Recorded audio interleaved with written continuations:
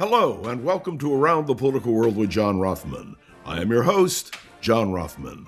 If you're a fan of the show, make sure to hit the follow button on the top right of Apple Podcasts, Spotify, or wherever you are listening at this very moment.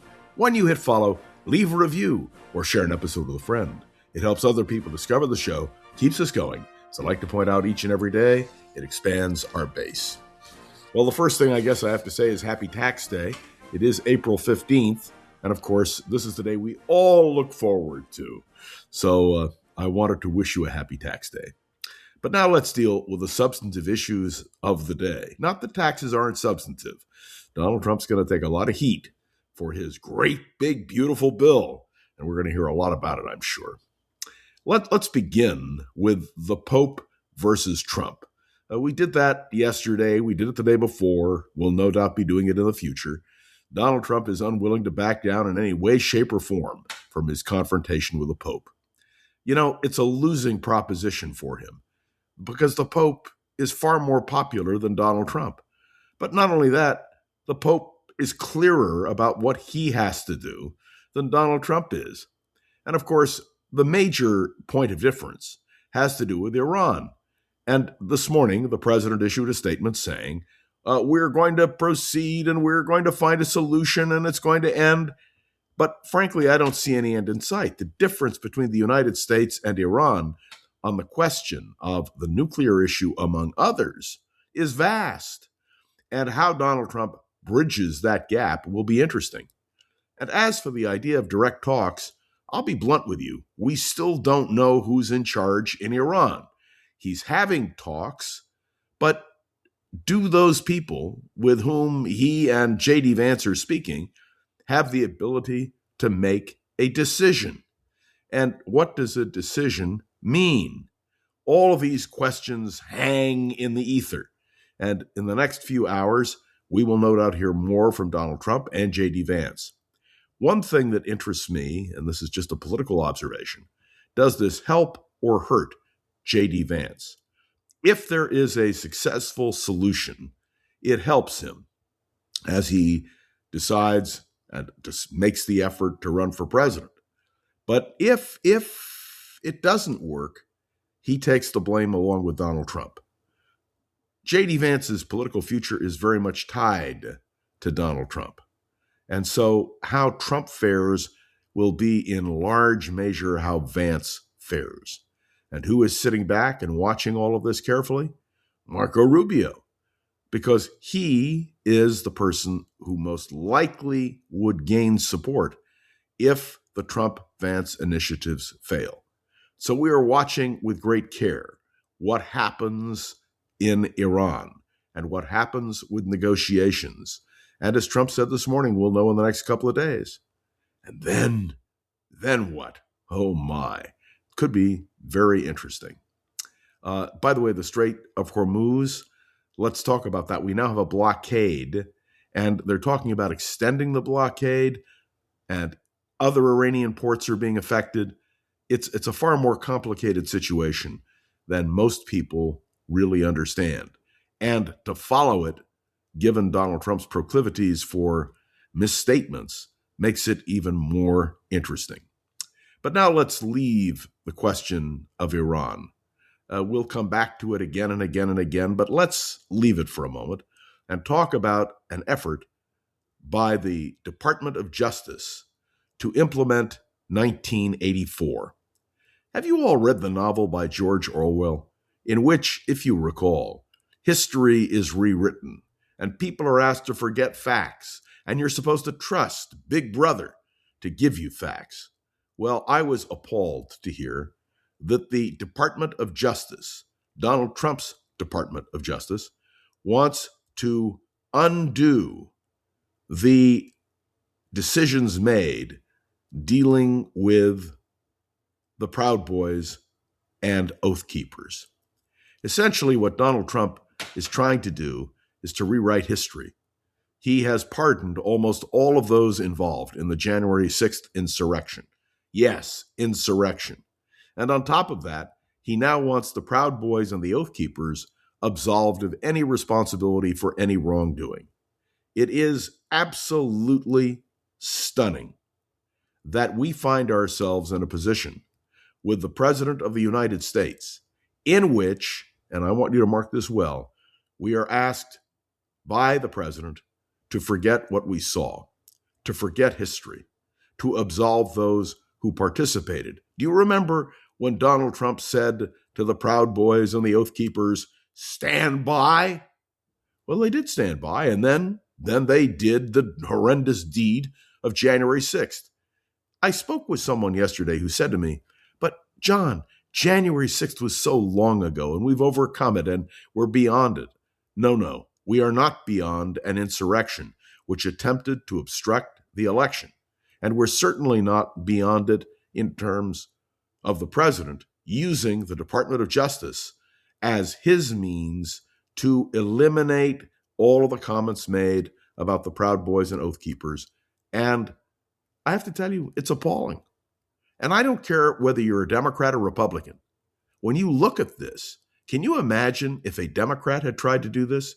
Can you imagine if Joe Biden had tried to do it?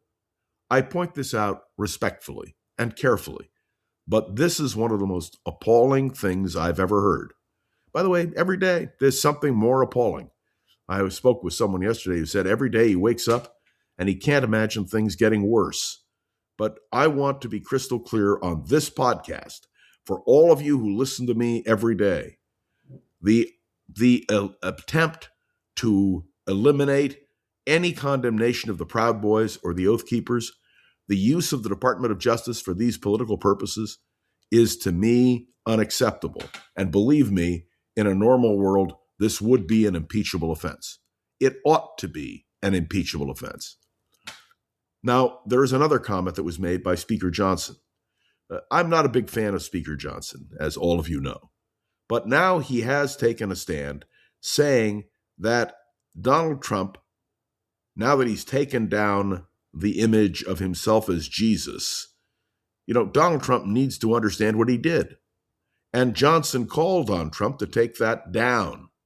Maybe that's one of the reasons Trump did it, because the House of Representatives, with the resignation of several key members of Congress, a Democrat and a Republican on sexual harassment charges, it makes a huge impact on Johnson and whether he can control his House majority. But there was another more ominous statement made by John Thune, who is the Republican leader in the United States Senate, who now says that should there be a vacancy on the Supreme Court, the Republicans in the Senate are prepared to fill a Supreme Court vacancy. Well, understand, no one is saying that anyone is going anywhere, but the simple fact of the matter is that Republicans, given the opportunity, will try to solidify the majority on the Supreme Court that is so-called conservative.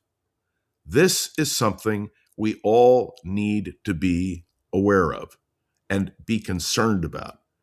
And I do want to say the Supreme Court hangs in the balance in the November election. If the Republicans take the Senate, John Thune and Donald Trump will have their way. But if the Democrats take the Senate, it'll be a very different story.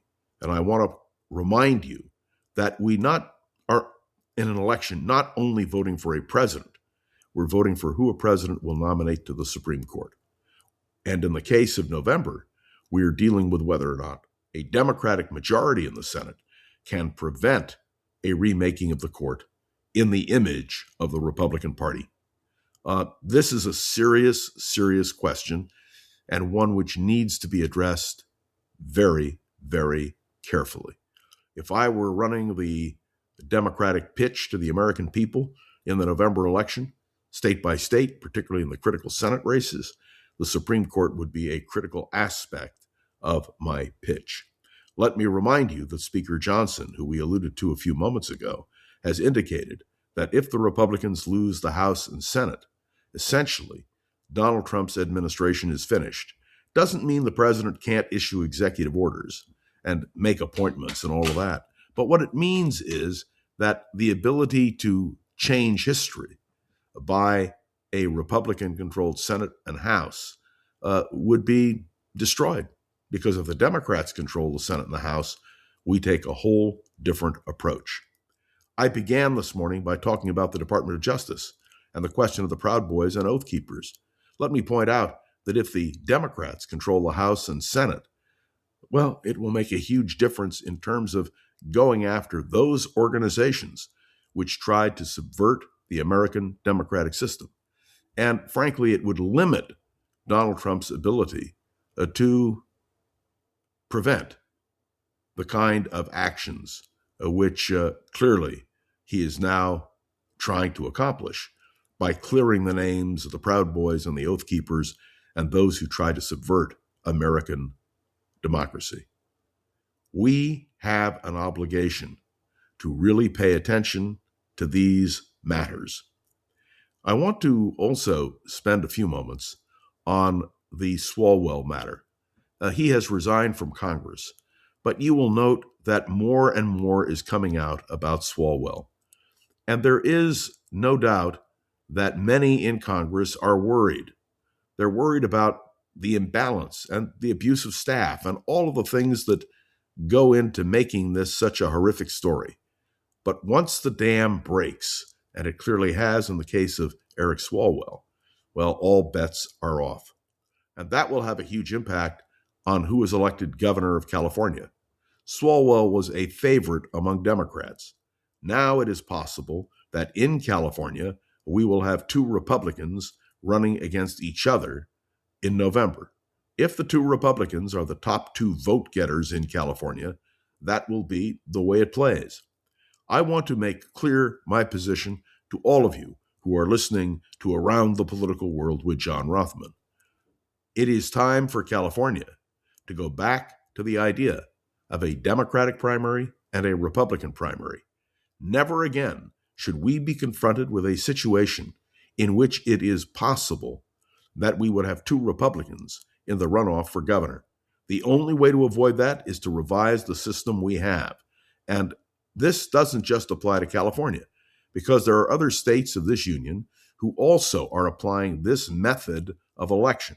And I have to tell you, I find it profoundly disturbing. The other point that I should make this morning has to do with what happened in Hungary. We've talked about it, but I want to underline it and emphasize it for just a moment.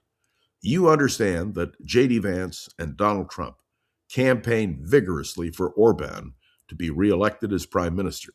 And it was a decisive defeat for Orban, and yes, a decisive defeat for Vance and Trump. All of their efforts failed to ensure that Hungary would take that right of center direction, and Orban is out. What it means is that when a president and a vice president of the United States interfere in a foreign election and receive the kind of rebuff that the Hungarian people have given to Donald Trump, it makes a huge difference.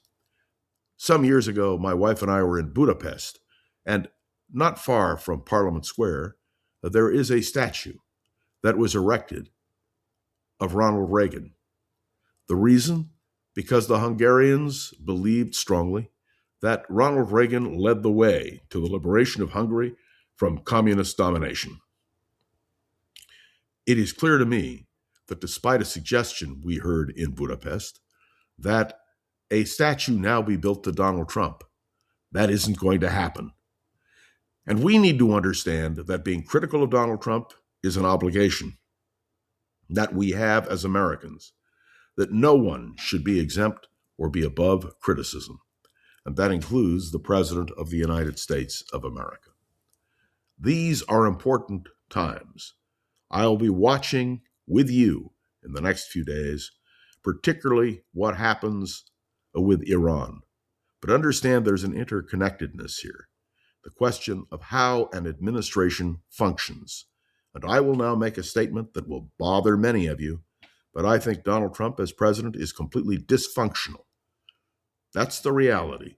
And whether you're for him or against him, the headlines every day reflect that searing fact.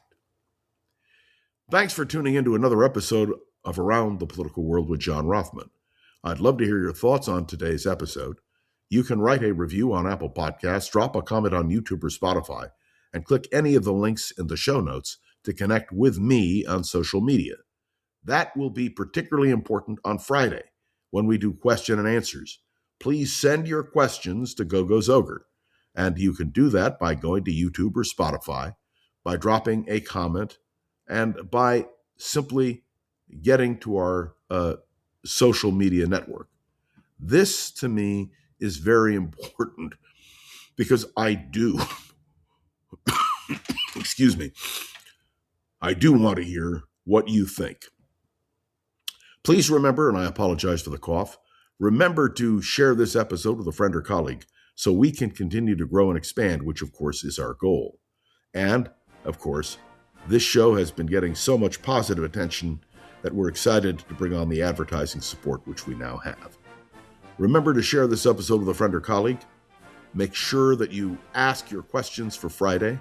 And I want to say a special thank you to Go-Go's Ogre, the wonderful producer of this podcast.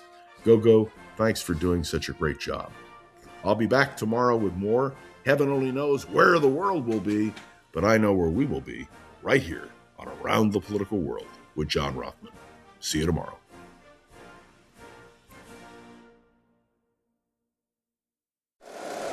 If you like the show, please take a moment to rate, review, and subscribe. It really does help the show to grow. Thank you for listening.